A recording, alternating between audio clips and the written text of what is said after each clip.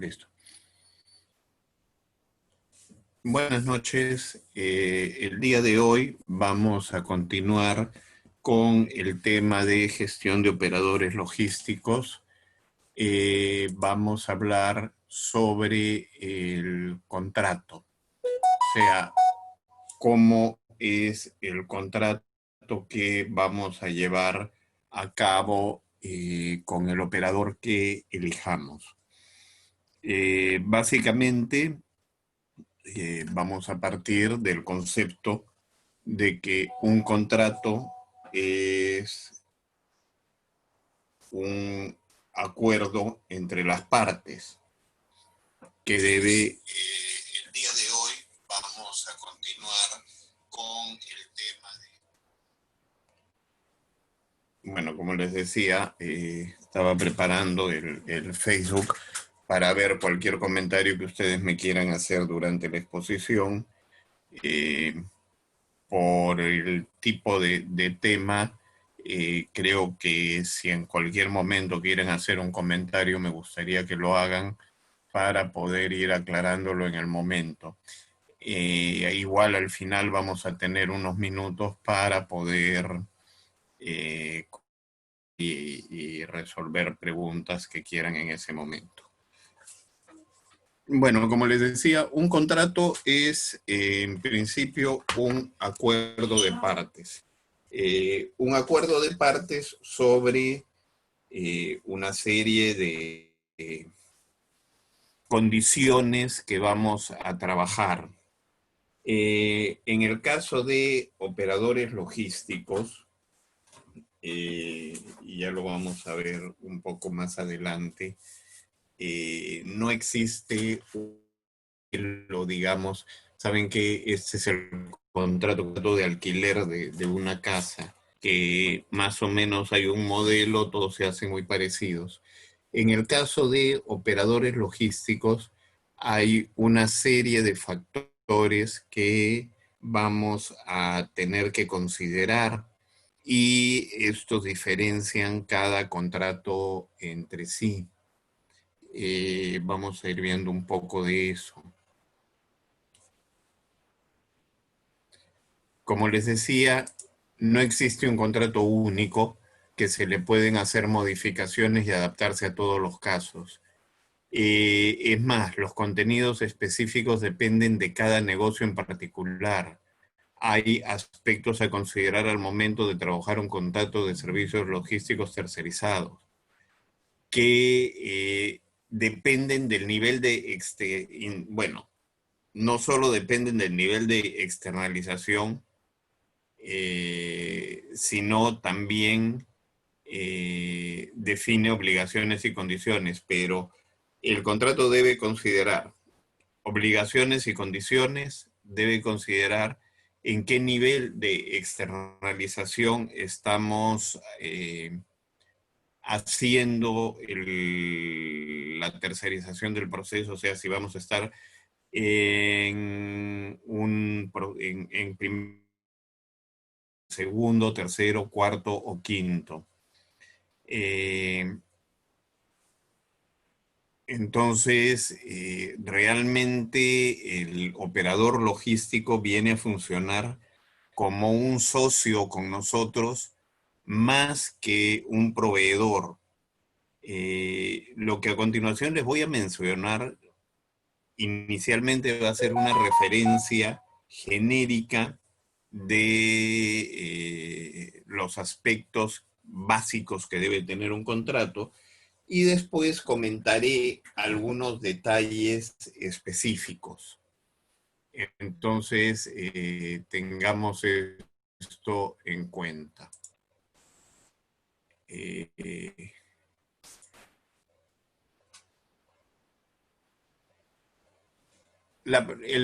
Vamos, la primera parte de un contrato, el capítulo 1, es el cuerpo legal, o sea, eso sí es igual en todas los contratos. ¿Quiénes son los representantes legales, los domicilios, las responsabilidades civiles, obligaciones fiscales, responsabilidades solidarias? De ahí va a haber cláusulas sobre derecho de los trabajadores, vigencia del contrato, la renovación automática, cláusulas de salida y término anticipado, las garantías, la garantía si el cliente final, la cesión del contrato. Y acá vamos a ver, primero, eh, qué responsabilidades civiles va a asumir cada uno. Y cuando hablo de responsabilidades civiles, estamos hablando daños a terceros que se puedan producir durante el proceso logístico. ¿Quién asume qué parte? O sea, si el camión choca, por supuesto que quien tiene que tener el seguro es el operador logístico.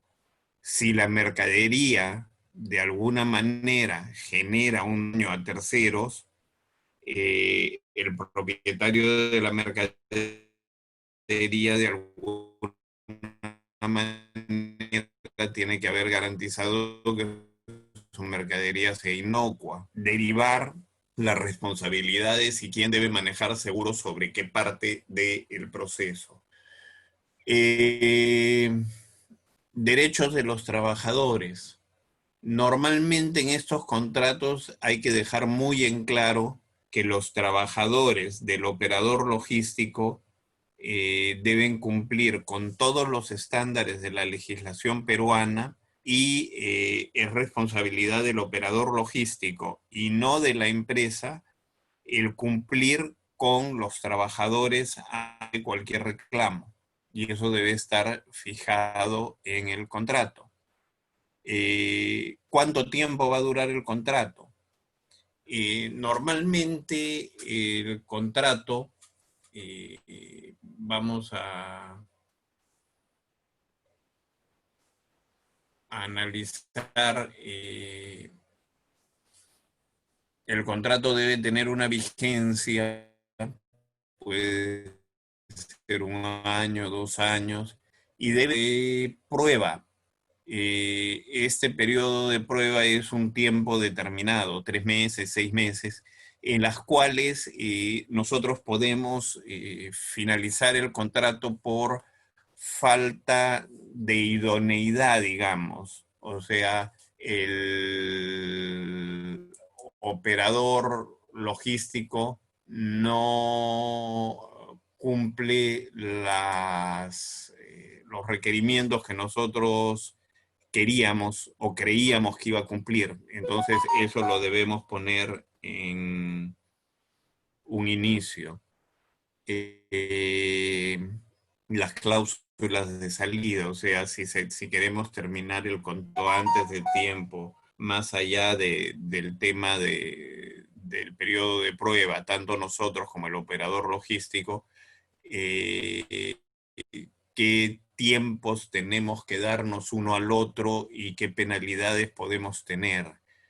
Cuando hablan boletas de garantía, estamos hablando de cartas de garantía, o sea, el operador logístico puede necesitar ponernos una cartanza si es que el volumen de la operación va a ser muy grande. O sea, digamos que nosotros le estamos trasladando todos nuestros almacenes y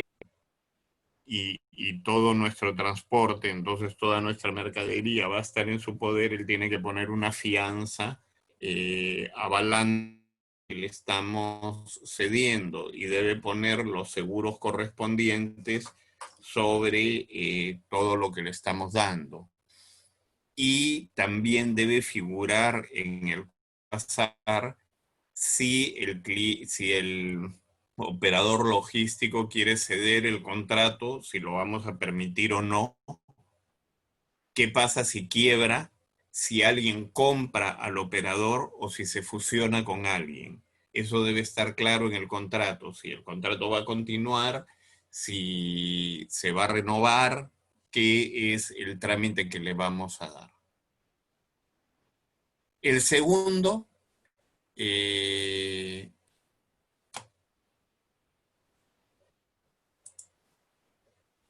el segundo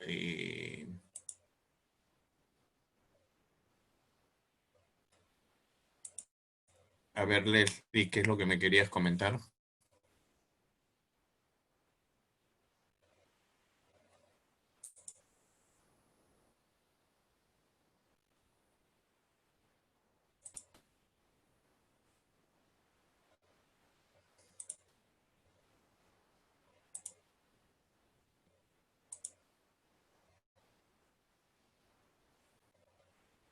Bueno,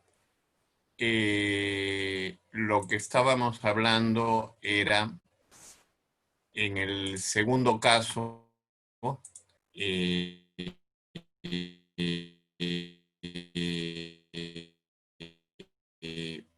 vamos a ver a qué efecto del contrato vamos o sea, las limitaciones operativas.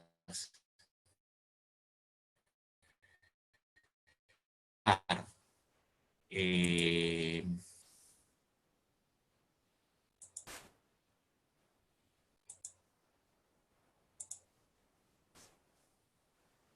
¿Qué detalles vamos a considerar eh,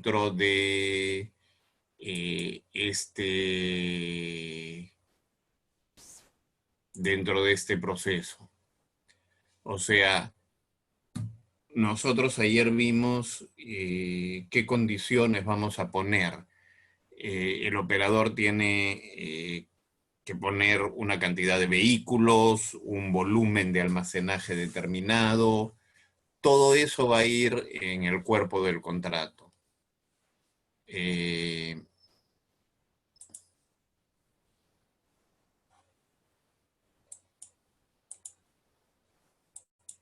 entonces, eso lo tenemos que considerar.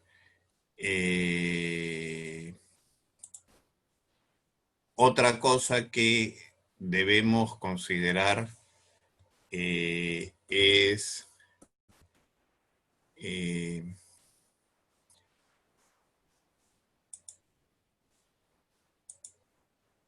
que debemos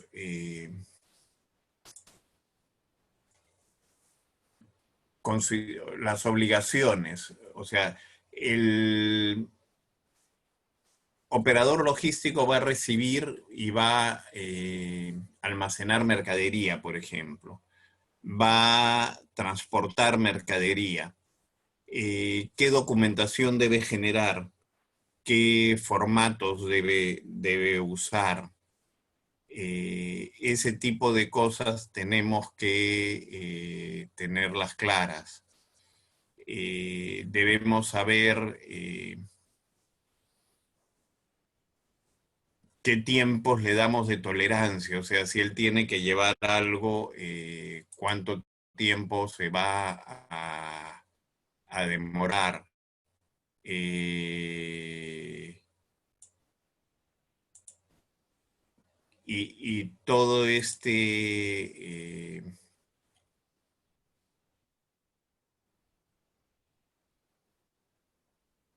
este proceso tiene que estar de alguna manera escrito en el contrato. En la medida en que nosotros podamos eh, documentar correctamente esto, vamos a lograr tener los resultados adecuados. También necesitamos tener un capítulo donde incluyamos los servicios de producción, preparación de pedidos, condiciones y tiempos de respuesta, eh, cómo van a manejar el picking, el shipping, como se llama, según el tipo de productos. Como les digo, cada empresa tiene sus propias características.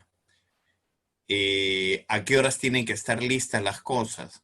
Por ejemplo, yo puedo tener todo preparado y en las noches se va a armar y esto lleva a que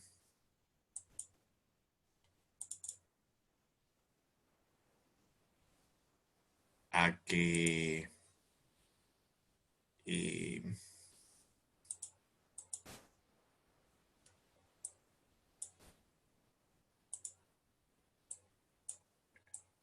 disculpen que tuve un pequeño problema con el Zoom, ya lo acomodé.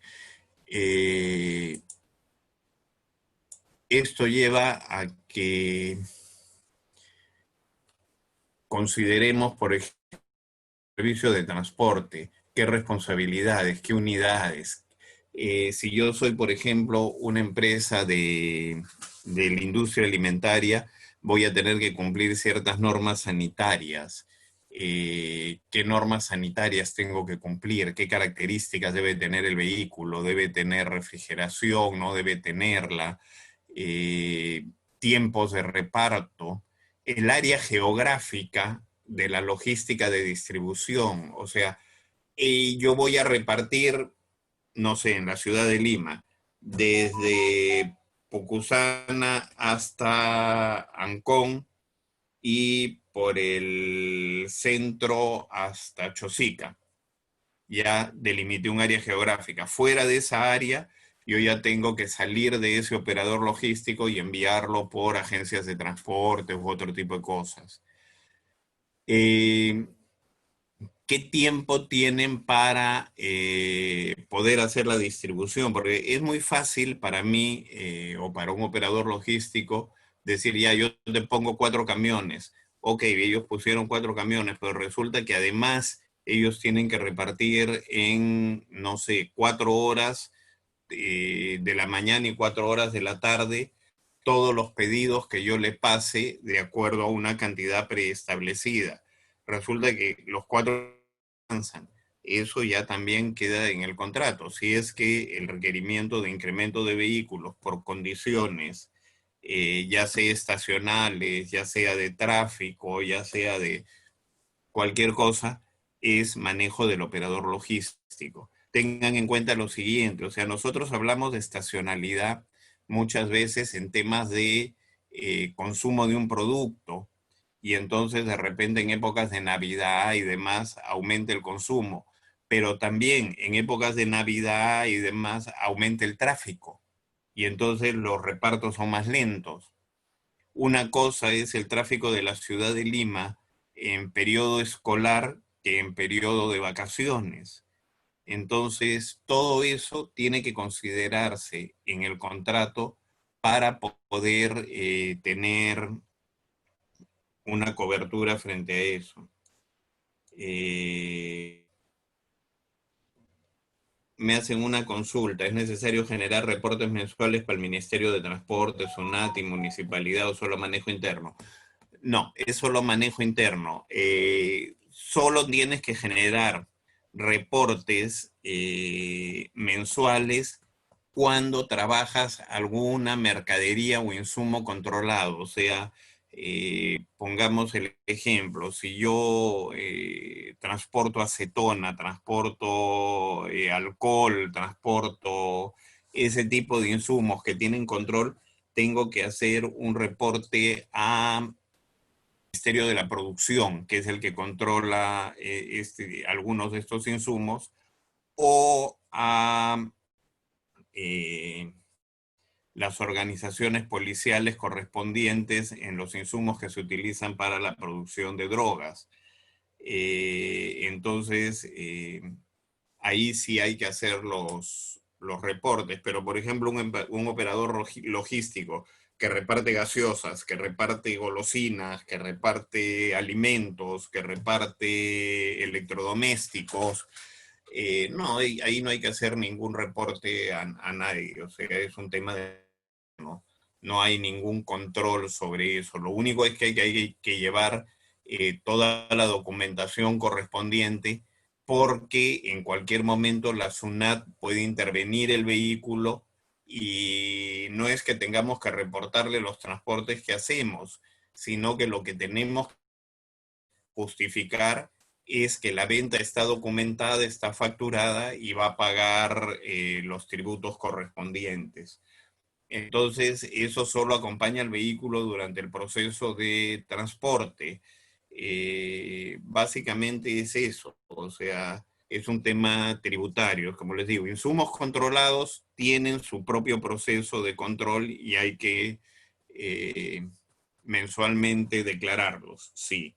En los demás es simplemente documentar la operación por un tema tributario, que hoy día está bastante bien controlado y ustedes deben haber visto en algún momento, ¿cómo se llama? Camionetas de la SUNAT que dicen control móvil. Y estos controles móviles se estacionan en cualquier lugar de la ciudad y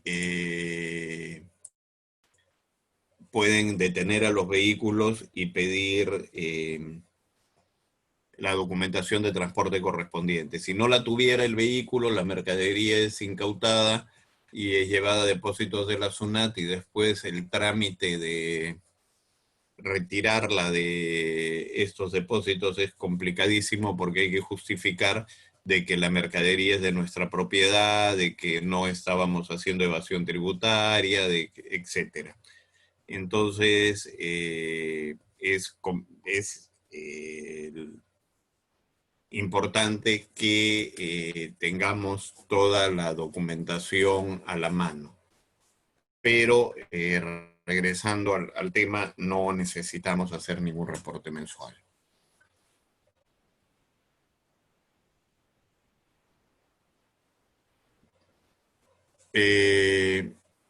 Ahora, hay un acápite que es importante considerar. ¿Qué pasa cuando el vehículo o el operador logístico debe hacer recaudación de valores? Debe validar documentos para la recaudación, debe tener medidas de seguridad en la recolección y traslado de los valores. Ojo, no estoy hablando de camiones como los de Prosegur o los de Hermes que se dedican solo a movimiento de valores, sino estoy hablando de un vehículo que sale a repartir mercadería, por ejemplo, a las bodegas y puede cobrar la mercadería que deja. Y entonces hay una cantidad de dinero en el vehículo. ¿Cómo va a controlarse eso? ¿Cómo se va a rendir? Eso debe también estar incluido en el contrato. Y también en el contrato debe incluirse los tiempos en que ese dinero debe ser liquidado. O sea, si hoy día reparten y llegan con el dinero en la noche, mañana a primera hora deben estar liquidando el dinero en la empresa o deben depositarlo en una cuenta bancaria y después liquidación con el voucher del depósito. O sea, uno tiene que poner la metodología. Yo prefiero el depósito en cuenta bancaria. Es más, a pesar de que muchos transportistas a veces reclaman eso, uno les puede pedir que cada cierto tiempo o cada monto de dinero determinado tengan que parar y hacer un depósito bancario, de manera en que nunca haya en el vehículo una cantidad de dinero mayor a eso no les gusta a los transportistas. ¿Por qué? Porque implica un tiempo en la ruta. Algunas veces, y yo lo he usado con algún sistema en el que había mucha cobranza en la ruta, el camión tenía que ir llevando una o dos personas adicionales que de repente a la hora en que tocaba se quedaban en el banco y iban haciendo el depósito y el camión continuaba y posteriormente ellos alcanzaban al camión mientras el otro ya se iba quedando en el banco con el resto y entonces había una o dos personas que iban haciendo las colas y la demora en el banco mientras el vehículo no detenía su proceso de reparto, pero eso también estaba en el acuerdo comercial, o sea, en el contrato que hicimos. Es importante considerar todo eso porque son detalles que después van a ir apareciendo y que vamos a tener que enfrentar en la operación diaria. Eh, de ahí viene el tema de la logística inversa. Eh, tenemos que incluir bajo qué condiciones debe aparecer la logística inversa. Y esto es qué genera, o sea, por qué tenemos que recoger mercadería de esta logística inversa, a dónde va, va a los almacenes que tiene el operador logístico. Eh, debe desarmar los pedidos, debe reubicarlos en el stock previo, de manera en que se puedan considerar en el consumo futuro. Hay una serie de acciones de logística inversa que de alguna manera deben ser consideradas. Entonces se van dando cuenta de que tenemos diversas acciones sobre el proceso logístico.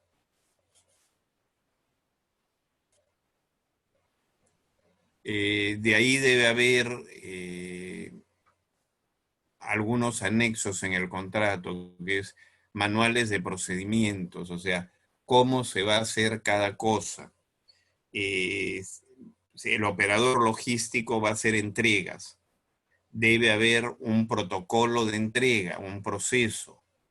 ¿Ya? Hoy día tenemos el tema de los protocolos de bioseguridad, que deberían haberse anexado a los contratos de operadores logísticos, pero en condiciones normales el contrato y el manual de procedimientos debe indicar: el vehículo llega, la persona que va a hacer la entrega se baja, saluda de esta manera, se identifica de esta manera. O sea, todo eso tiene que estar en manual.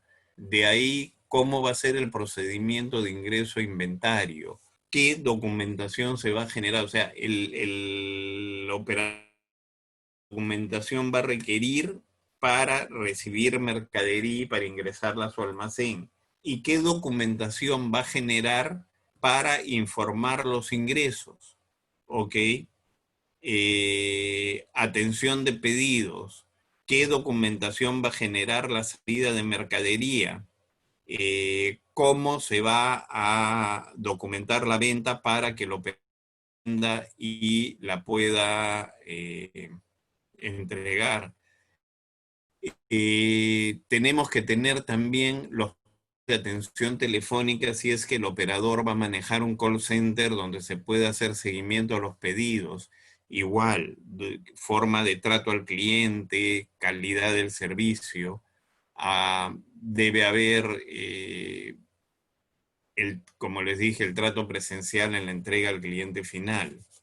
O sea, todo esto debe ser considerado en el contrato. Eh, el contrato en sí, también considerar dentro de sus requerimientos las tarifas, o sea, qué vamos a pagar y cómo lo vamos a pagar.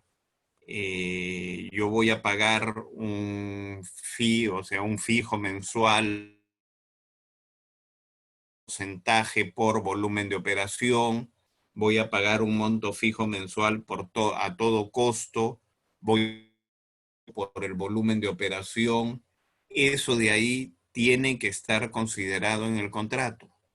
¿Ya? No es de que cada vez que sale un camión tú me facturas el camión, sino tiene que en el contrato figurar, ¿sabes qué? Va a haber una tarifa fija de tanto, y después, y eso cubre, no sé, 4 camiones por tantos kilómetros de recorrido, o tantas horas de trabajo. Ya, más allá de eso, me vas a cobrar tanto por kilómetro o tanto por hora de trabajo, etcétera. Eh, ¿Cuántos metros cuadrados o metros cúbicos de almacén voy a tener asignados en los momentos de mínimo o máxima carga? También, o sea, en el fee yo tengo considerado un uso mínimo de almacén, que así no lo llene yo lo pago. Y a partir de ese monto mínimo en adelante yo empiezo a pagar. Pero además ellos están obligados a darme, no sé, un tanto por ciento sobre el porcentaje, perdón, sobre el volumen que yo había considerado originalmente de almacenaje, o sea, de manera que nunca eh, me quede sin espacio para almacenar lo que yo voy a necesitar. Eh, También debe estar documentado el tipo de vehículos que va a usar el operador. Eh, no necesariamente marca, pero sí características técnicas, o sea, vehículos de tantos metros cúbicos de tolva con capacidad de soportar 10 toneladas y con acondicionamiento sanitario de BPM en todo de buenas prácticas de manufactura y en el reparto y en el transporte. O sea, hay que especificar claramente qué requerimos. O sea, no es lo mismo un camión que va, o una camioneta que va a repartir chocolates, donde debe tener por lo menos una cabina isotérmica, o sea, que no se caliente con el sol, a un vehículo que va a repartir refrigeradoras. ¿Por qué? Porque la refrigeradora puede ir en un camión que no tenga ninguna condición de temperatura especial en la bodega o demás. Entonces, o sea, cada empresa tiene que especificar eso claramente para que no se generen problemas. También el tipo de sistemas de procesamiento de información que nos va a brindar el operador logístico y el tipo de información que nos va a hacer llegar. O sea, vamos a usar un sistema de procesamiento que va a poder generar los documentos para preparar los pedidos, o eso se los vamos a enviar nosotros. Eso debemos tenerlo claro. ¿Qué reportes nos van a enviar diariamente? Mercadería que ingresa, mercadería que es los stocks, todo eso. Y si esa información va a ser manera física a través de papeles o va a ser de manera virtual como una transferencia de datos, de manera en que mi sistema de facturación pueda estar actualizado y pueda enfrentar la facturación del día siguiente. Eso también debe estar claramente especificado. El personal, qué cantidad mínima y qué cantidad máxima y qué calidad de personal. Yo necesito que los choferes cumplan con las características de brevete que de los camiones que van a usar, ayudantes de reparto, qué formación van a tener, de manera en que van a dar al cliente cumpla con los estándares de calidad que yo quiero dar.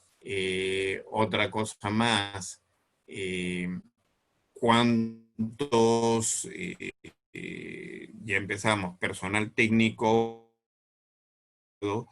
para el manejo de mi empresa, para generar la carga de datos, para generar los reportes, para coordinar su área de sistemas con mi área de sistemas y poder transferir la información. Otra cosa que es importante es los plazos y la forma tener en el contrato claramente establecido que yo le voy a pagar al operador logístico, no sé, a 30, 45, 60, o sea, un periodo de tiempo, si le voy a pagar simplemente contrafactura o si le voy a firmar letras. Eh, esto de alguna manera puede usarse por el mismo operador para financiarse, porque si yo le voy a pagar con una factura 45 días, van a ser 45 días que él va a tener que esperar la plata y normalmente no puede hacer nada. Pero si yo le firmo una letra 45 días, él puede ir al banco y descontarla y entonces tiene efectivo en ese momento. Esos ya son acuerdos que llegamos y dependen del tamaño y la capacidad del operador para manejar esto. O sea, si yo estoy tomando un gran operador logístico, este no tiene problema en trabajar con factura 30 o 45 días. Si es un pequeño operador logístico, empieza a tener problemas porque se queda sin liquidez para su operación. Entonces hay que tener cuidado con este tipo de cosas. Cuando yo trabajaba hace muchos años en una transnacional norteamericana en el que éramos bastante grandes en este rubro de tercerización, de carga y de reparto. Uno de los requisitos, igual también éramos bastante grandes en el tema de uso de imprentas, uno de los requisitos que nos ponía la casa matriz en Nueva York era que nosotros no podíamos representar más del 40% de la facturación de la empresa que contratábamos. ¿Y esto por qué? Porque si yo representaba más del 40%, yo podía imponer condiciones muy fuertes en la negociación y él o ellos, por no querernos perder, las iban a aceptar y esas condiciones podían ser de alguna manera dañinas para ellos y poder quebrar, con lo cual se rompía la cadena y nos quedábamos con problemas de abastecimiento del servicio. Entonces la misma empresa tenía sus propios protocolos para no volvernos, eh, digamos, tiranos sobre nuestros socios estratégicos. Entonces hay que tener eso en cuenta. Eh, Nosotros debemos tratar esto casi como una cadena logística. Más allá que es un operador logístico, nosotros debemos cuidar de que él sea, bueno, de que el negocio sea bueno para él, tan bueno como lo es para nosotros, de manera en que no lo afectemos en su funcionamiento. Entonces, hay que tener esto muy, muy en claro. Eh, Estos son los principales temas. Bueno, de ahí viene un aspecto, o sea, dos aspectos que los vamos a tratar eh, en una sesión aparte, junto con otras cosas. En el contrato también deben estar incluidas las penalizaciones y deben estar incluidos ciertas situaciones especiales que se puedan presentar, así como, ¿cómo se llama? Los indicadores de gestión que vamos a trabajar con el operador logístico. Estos deben estar incluidos en el contrato, porque después esos indicadores de gestión van a ser los que de manera van a servir para validar la calidad de servicio del operador logístico y van a representar las posibles causas de penalización. Eso, como lo digo, lo vamos a tratar en la siguiente sesión. Vamos a tratar el tema de indicadores de gestión y vamos a analizar los principales indicadores de gestión que podemos generar en un operador logístico. Entonces, si bien los vamos a ver en la próxima sesión, vamos a saber que esos los vamos a tener que considerar como parte anexa del contrato, o sea, cómo se van a calcular y demás. ¿Para qué? Para que quede claro para el operador logístico y para nosotros sobre qué estándares nos vamos a medir.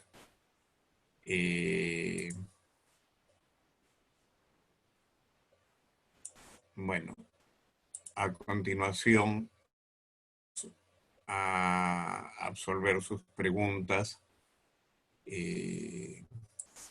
cuáles son las que tienen, qué quieren saber adicionalmente sobre este tema de contratos.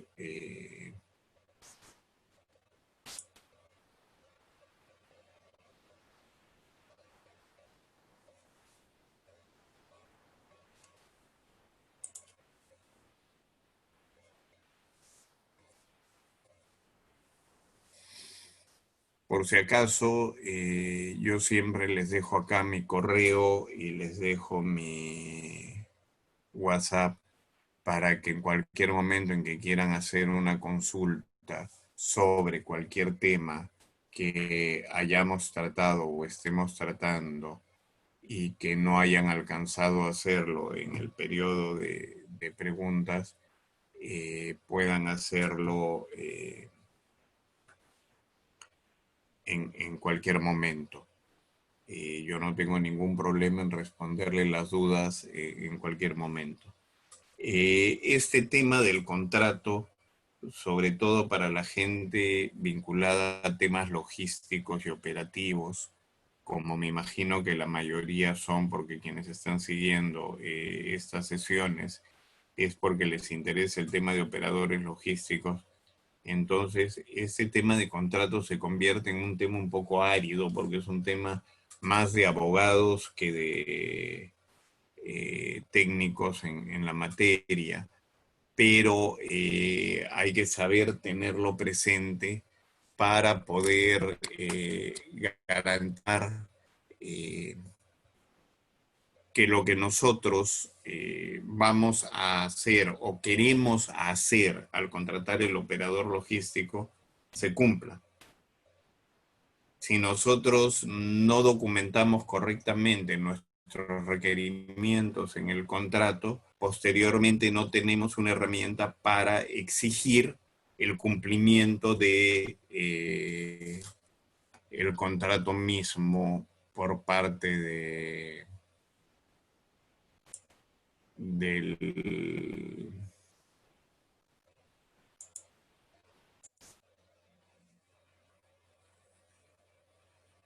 operador que hemos contratado.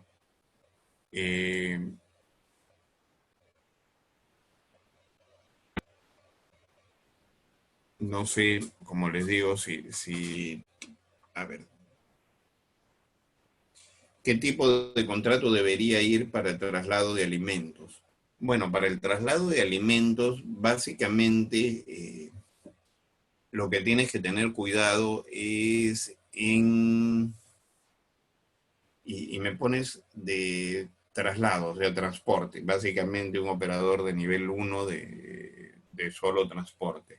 Entonces ahí lo que tú tienes que tener es el tipo de vehículos que va a usar, que se adecúen a la mercadería que vas a transportar,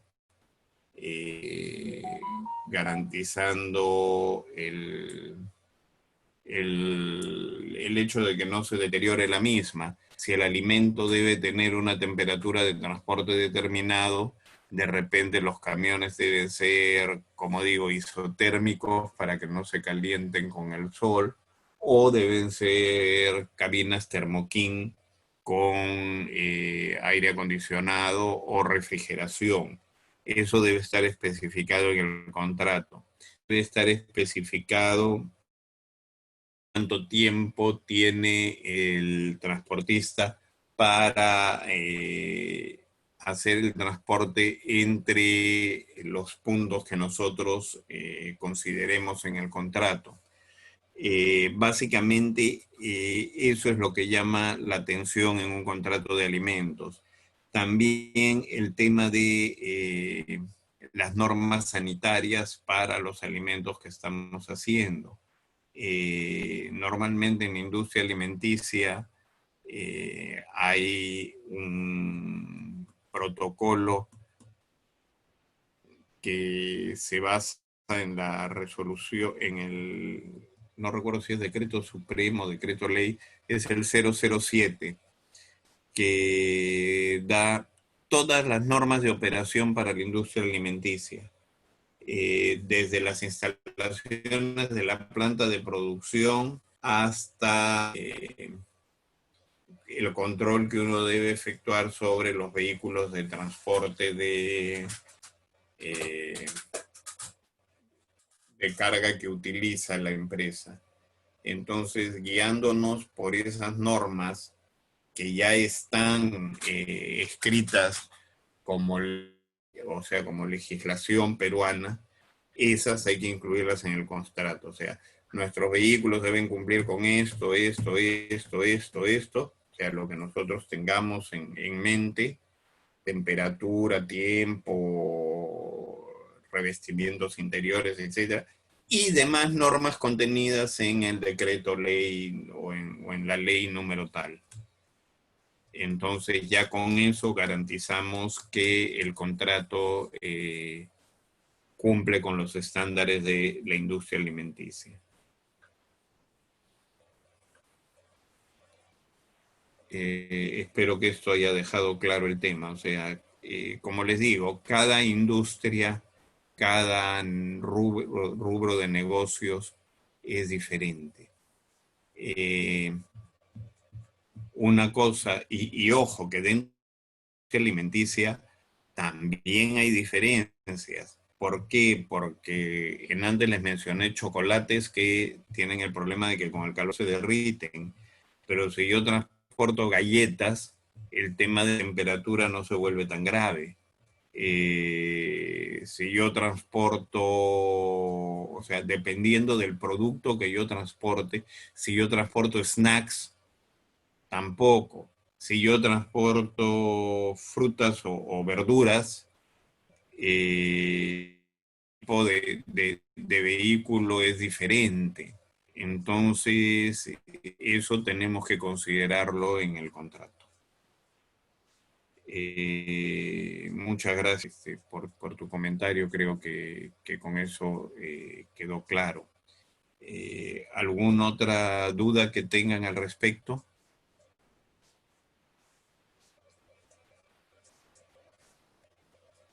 Ahora, regresando al tema que me preguntaron al inicio sobre la generación de reportes, si hubiera que generar algún tipo de reporte, ya sea por transporte, básicamente por el transporte de mercadería restringida, también debería figurar en el contrato quién tiene la responsabilidad de generar la información. Normalmente es la empresa. Ahí sí el operador logístico no pinta mucho porque ante el ministerio o ante la entidad correspondiente, el responsable es la empresa. Entonces, y un poco es lo mismo que pasa con la SUNAT. Nosotros tenemos que supervisar que el operador logístico tenga la documentación completa porque, porque nosotros somos los responsables. Me preguntan las genera o las puede generar el mismo operador logístico pero usando el formato de nuestra empresa. Y ellos ya, ¿cómo se llama? Cumplen una función o sea, tienen una responsabilidad frente al manejo de esos documentos con nosotros ser también plasmada en el contrato. Muchas veces nosotros generamos una guía y el transportista genera una segunda guía a partir de nuestra guía, diciendo de que está transportando la mercadería que la guía de la empresa tal ha generado. Eso también se da, sí lo he visto en algunos transportistas que para darse todas las seguridades lo hacen. Sobre todo porque esa guía que ellos generan es la que posteriormente les sirve para efectos de gestión de sus servicios a nosotros. Entonces, ese tipo de cosas suceden. Ojo, que cuando me ponen guías, tenemos las opciones de tener guías, guías de remisión y lo que eran las guías facturas. Cualquiera de los documentos son válidos, pero siempre, o sea, ningún transporte se debe hacer sin estar documentado. ¿Ya? El riesgo de llevar mercadería sin documentación es muy, muy alto.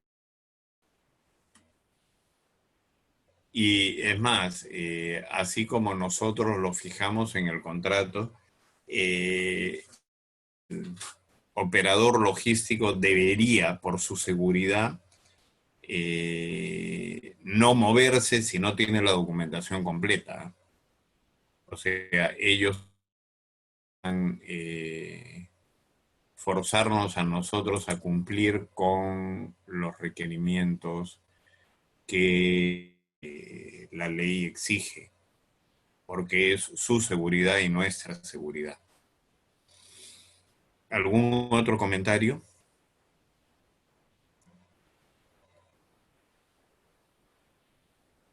Bueno, llevando todo esto al tema de contratos, todo lo que de guías y de documentación también debe estar en el contrato. O sea, si el operador logístico se mueve la documentación completa, en el debe figurar que es responsabilidad de él y que todos los costos asociados a esta a los problemas que pueda generar este movimiento deben ser asumidos por él. Bueno, ya siendo la hora de la sesión, yo tengo que entregar la sala para una clase que se dicta a continuación a las 10 de la noche. Entonces me veo en la obligación de dejarlos. El día de mañana estaremos tratando el tema de los indicadores de gestión y cómo tratarlos, de cómo analizarlos, cómo valorar eso. Ok, muchas gracias por haberme acompañado hoy y nos estamos viendo el día de mañana. Muchas gracias a ustedes. Hasta mañana.